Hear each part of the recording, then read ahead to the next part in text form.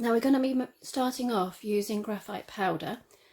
This gives us a sort of a quicker result really, and it's also quite expressive. This is quite new for me. It's not something I've used much at all in the past, but it's really quite fun to use.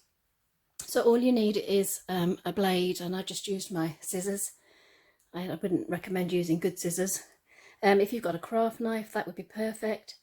So just take your pencil, and you need the lead, and try and avoid the wood, because when you pick up the wood that will scratch the surface of your paper.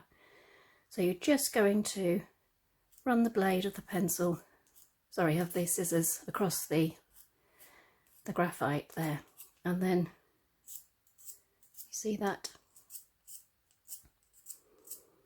and then you get these little bits of graphite dust.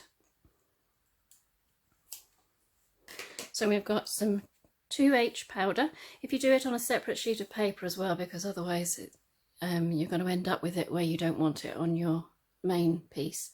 So we've got some 2H, and I've also prepared some HB as well.